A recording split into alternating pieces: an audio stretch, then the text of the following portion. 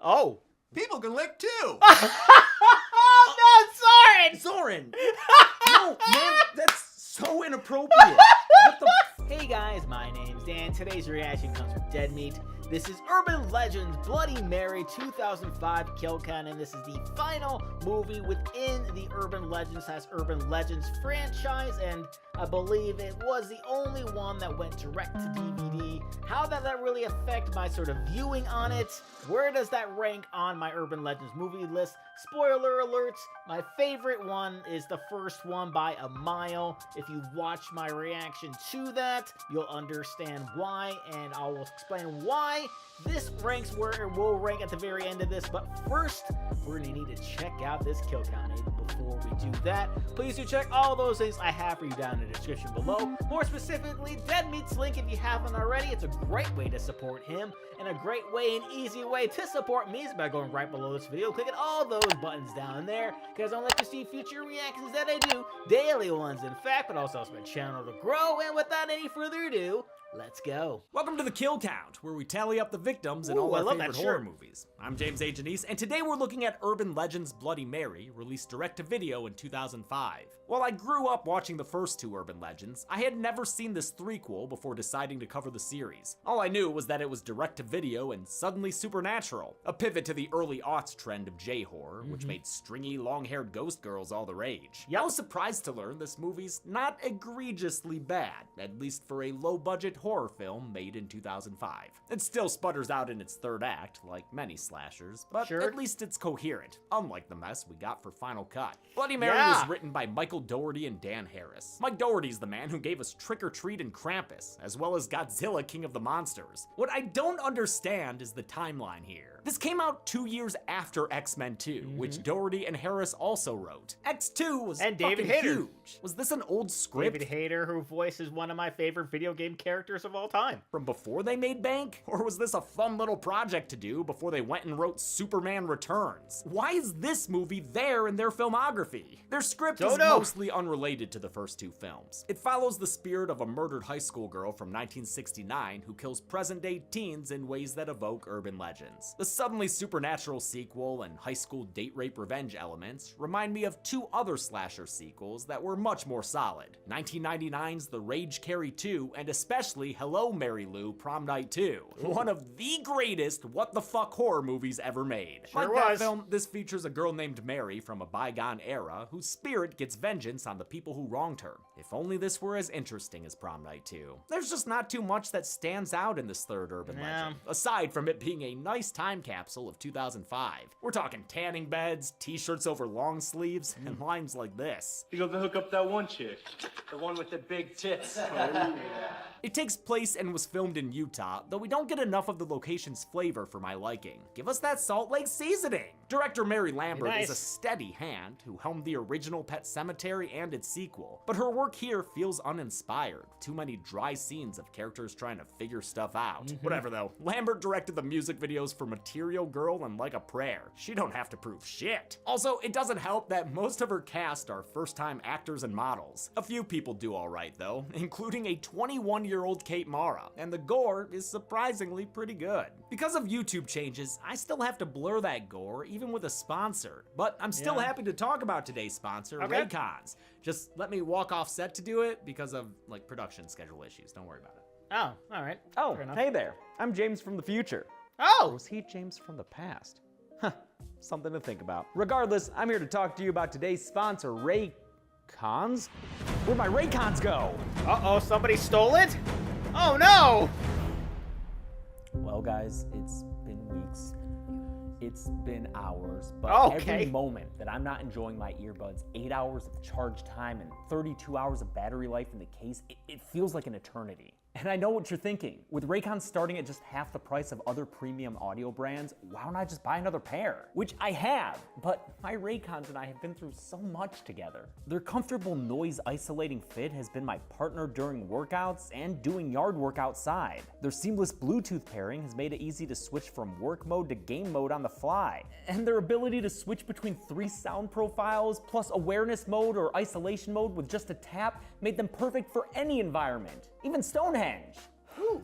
I guess I'll just have to accept that Wait a minute. You could always buy I'm having a another memory pair. flashback. Or different pair of earbuds. Ones that are cheaper. I got cheaper ones that are just as good. Well, this is embarrassing.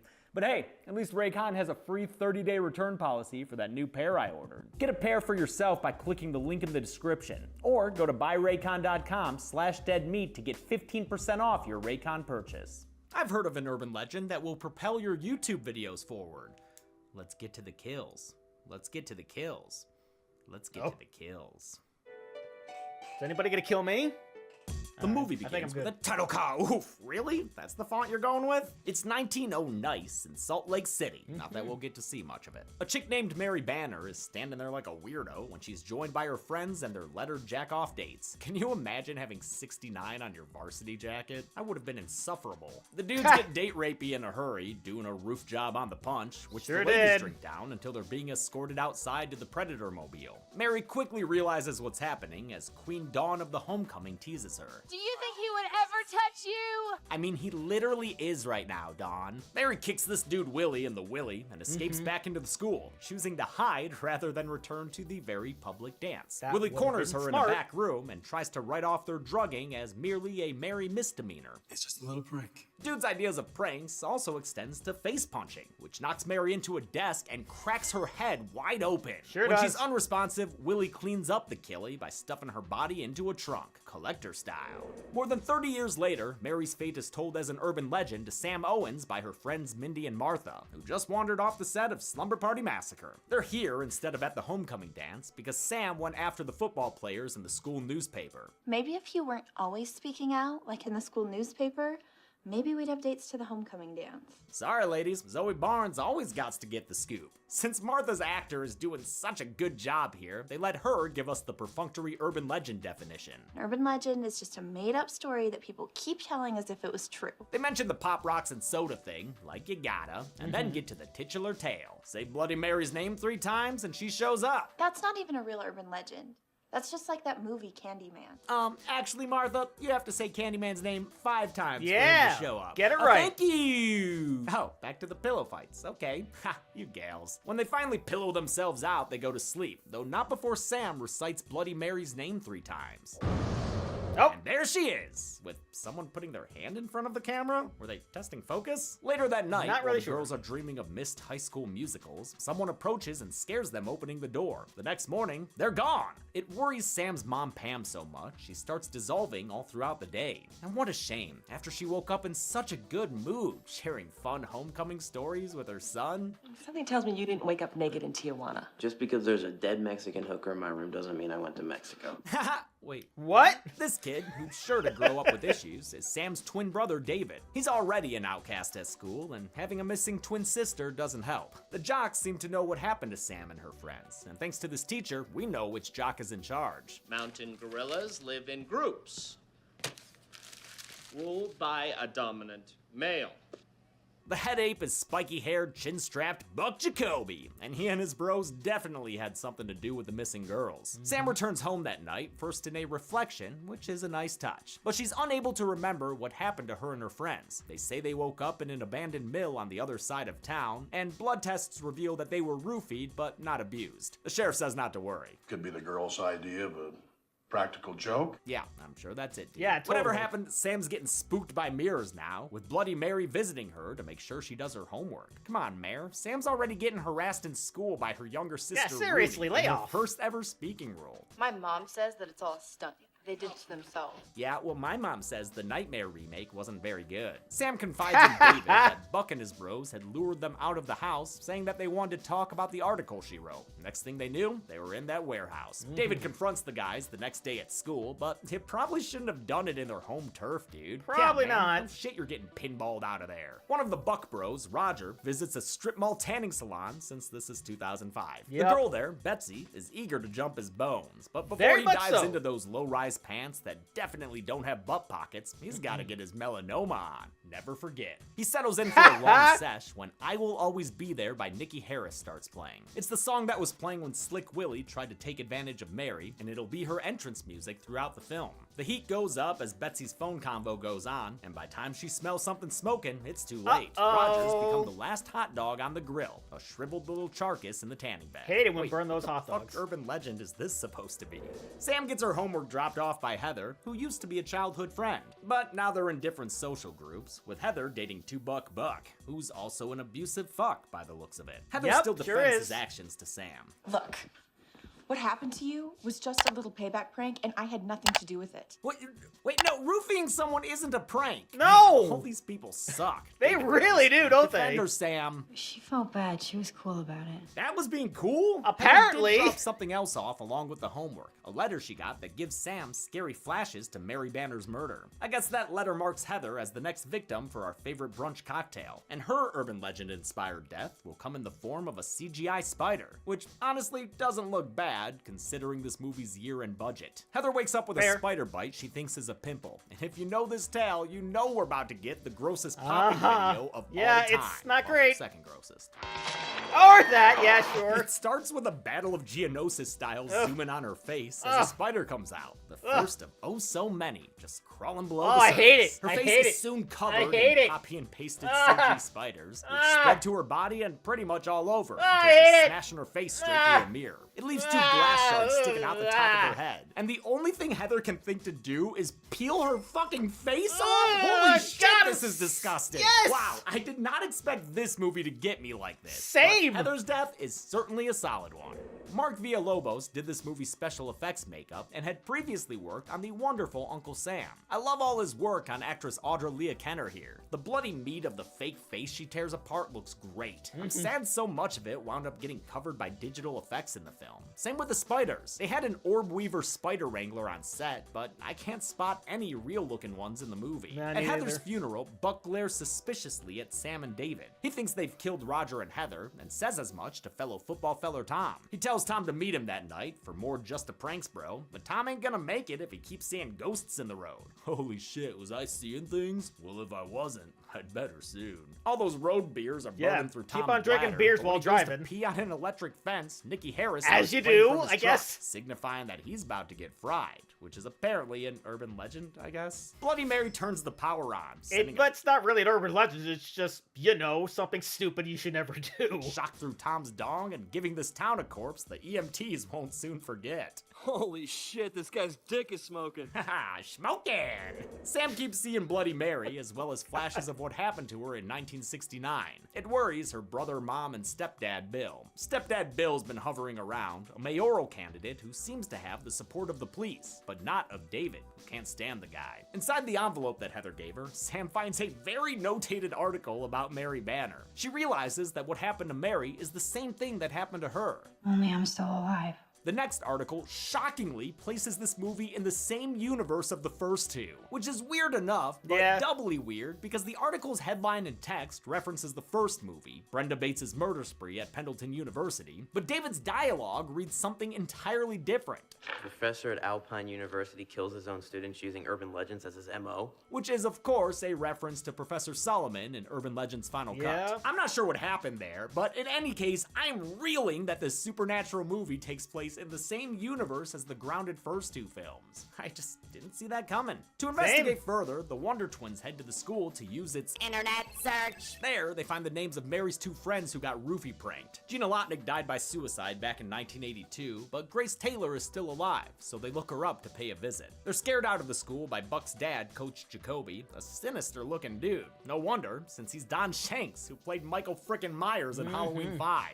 Shanks also appeared as the zombie fisherman killer in the fucking abysmal I'll Always Know What You Did Last Summer. God, that movie sucks. And another supernatural threequel that surprises you by taking place in the same world as the first two. What the fuck? They get to Grace Taylor's house, who's a pretty stereotypical hippie chick. You know what I mean. She's all about that ganja. Ha, David, of course you're a fucking square. While Sam asks Grace for details about what happened in 1969, David finds artwork and scrapbooking all about urban legends and the incidents from the first two movies. Professor at Alpine University kills his own students using urban legends as his MO. Wait, what the fuck? That's the same line from earlier. Yes! Professor at Alpine University kills his own students using urban legends as his MO. I'm assuming that line was recorded in post, so maybe the first time we heard it, it was another reading they accidentally used as VO over the shot of that newspaper. I don't know, man. It's fucking bugging me. Grace tells them that the ghost of Mary Banner is behind all these recent deaths, saying that the victims have been specific targets, the children of the people who wronged them in '69. For instance, Heather's mom was Dawn, the mean homecoming queen in the opening. Mary wants revenge on the 5 people who took her youth, so she's taking their children. Yeah, that makes sense, except for the whole 5 people thing, which she had already mentioned once before. There were 5 of them, including that devil bitch Dawn. Who was the 5th person? We only ever saw devil bitch Dawn, Willie, and Willie's 2 friends who were with Grace and Gina. There was never a 5th person. Fix your script! They figure that Roger and Tom's dads were 2 out of the 5, and find out from Buck that his dad, Coach Jacoby, was another, which is why Sam saw him putting flowers on Mary's grave earlier. In fact, Buck got the roofie prank idea directly from his dad. Since he might be in danger, Buck decides to leave town with his dog. Let's go. We gotta get the heck out of Dodge. Oh man, this movie's acting. He winds up in a motel somewhere, living the life. He's got his dog, his 40, his scrambled porn. You made it, Buck. He makes sure to get his hand licked aplenty by his dog, meaning we're doing this urban legend again. All right. Unlike in Final Cut, this time the legend happens for real, since Buck indeed wakes up to find his dog cut open in the closet. Hate it! A bloody I note hate it! says people can lick Hate too, it! as can Pokemon. Nikki Harris starts playing, portending another urban legend, the tale of the blue ball and scrambly.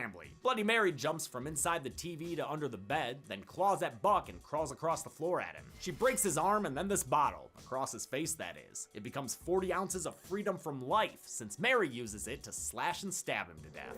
Lilith Fields played Mary Banner both out of makeup, like in the opening, and as a vengeful ghost. It took 3 hours to put her in makeup and another to take it off at the end of each day. But Fields was pumped for the role. Horror films are the only genre where like little girls can sometimes be the most evil thing, so it's been fun. As a ghoul, Mary's befitted with creepy contacts, nasty veins, a silicone gash from when she hit the table, and an oozy mouth thanks to black food coloring. Pretty It badass. turns your pea green, just so you know. News of Buck's death spreads through school the next day. 4 down, 1 to go. Who was the 5th person? Sam keeps seeing flashes of Mary, including one that shows she was still alive when Willie put her in that trunk. I stand by where I put my kill graphic though, because she never got out of the locked case and eventually died inside of it. That's why it's her little ghost town. Even though David doesn't believe in the ghost theory, he still heads to the school to find more information in the archives. Oh, dude, you're knocking over the archives. He goes through pictures from Homecoming '69, don't Google that, and matches a picture of Mary's date with someone in the yearbook.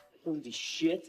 Holy shit! He comes home to tell Sam what made him holy shit his pants, but she's left and gone to Grace's house, now that she knows that Mary's body is in a trunk somewhere. David ends up getting attacked in his home, and killed via suffocation with a bag, and his killer was none other than, oh, not gonna show us, okay. Sam asks Grace to drive her to the school, even though Grace is scared and, honestly, probably in the middle of a green out. Eventually she relents and takes Samantha and a shovel there. Sam breaks in through the window while Grace waits outside in her van. Thanks to some helpful supernatural flashes, Sam quickly finds the room where Mary died. You know, like 35 years ago. Nobody ever did any spring cleaning back here? Come on. Apparently not. You gotta have your ghost inspections at least once every 5 years. She finds the trunk and breaks through the hidden Mickey lock with a crowbar and some supernatural help. Inside she finds, well, no surprise there, the dried remains of Mary Banner. Real fucked up way to go if you think about it. Sam tucks the skelly in nice and tight with a widow blanket and carries it back outside where she sets it down on the ground with the loudest of clanks. I found her!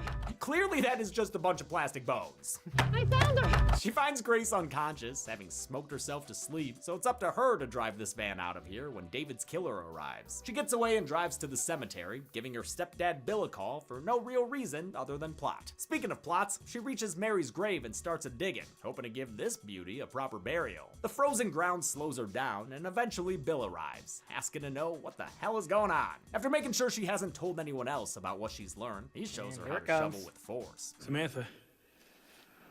Well, bam! Yep, stepdad Bill is Willie, the date-raping guy who killed Mary Banner by locking her in the trunk. He also killed David. Coach Jacoby was just a red herring. Despite Buck admitting that his dad had been involved, he must have been one of the other 2 dudes, or the secret 5th guy. Bill's trying to kill Sam when Grace finally wakes up and intervenes, but she's knocked out pretty quickly, allowing Bill to chase after Sam some more. Yeah, Sam, you've got to trip in these cases. Give the slow-walking killer a fair chance to catch up. Wait a minute, slow-walking? Ed Marinero was an NFL running back. I mean, I hear he was slow talking recently, but dude could run. She ends up getting the jump on him and thwacks at his head a couple of times, but he throws her off and knocks her out with a couple of kicks. He drags her back to Mary's grave, ready to win this buried alive match, but first he's gonna, freaking decapitate her with a shovel? Holy shit, Bill! All of a sudden, Nikki Harris pipes up from the van, signaling another visit from Mary Banner and her ghostly gams. She confronts Billy Willie, looking way less bloody than usual, until it's time for her to finally get revenge. As Sam and Grace watch, Mary grows a ghoulish visage, then spits out bees? Green rocks? What the fuck's going on here? Whatever's happening spells the end of Bill Owens, and he's dragged beneath Mary's grave. You know, Sam and Grace, I feel like your reaction should be a tiny bit bigger. Did you not see what we all saw just now? The movie ends with a news report that spreads truth to the town. Mary Banner was killed long ago by Bill Owens, because that guy was a real son of a bitch. How many bloody bodies did Mary reflect onto the kill count? Let's find it. Molly, quit licking my feet. I gotta get to the numbers. Molly's right here. Oh. People can lick too. Oh, no, Soren! Soren! No, man, that's so inappropriate. What the fuck? We're gonna have to have an HR meeting now. Oh, Soren, you're awesome. I thought it was funny.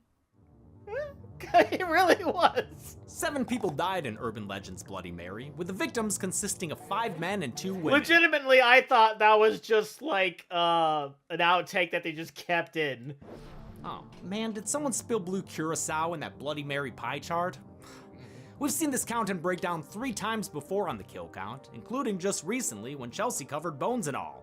With a runtime of 93 minutes, that left us with a kill on average every 13.29 minutes. I'll give the golden chainsaw for coolest kill to Heather Thompson. It's got a little bit of wonky CG in it, but I still found it horrifying. Way more than I'd expect in a movie like this. Yeah. Double machete for lamest kill will go to David Owens, because I wasn't even sure if the old Black Christmas maneuver killed him at first. And his sister doesn't seem to care that he's gone at the end of the movie. And that's it. Urban Legends Bloody Mary came out in 2005 and is probably one of the lesser seen movies we've covered on this show. Yeah. Next week, we're getting sticky with it since we're looking at Winnie the Pooh, Blood and Honey. Yep. Oh dear. Till then, I'm James H. Oh dear. This has been the Kill Count. Thanks a lot for watching. Oh, that's gonna be something. I've heard a lot of things about that movie and none of them are good, so I get to look forward to watching that. But outside of that, this movie, it was something. The characters left a little bit to be desired for me. The acting, I wasn't really too into. The only thing that I really liked was some of the kills looked pretty good. Some of the effects looked good. And outside of that, it was okay, I guess. If you enjoyed it, good. I'm happy for you, but this certainly wasn't for me. So ranking these movies is certainly from the release.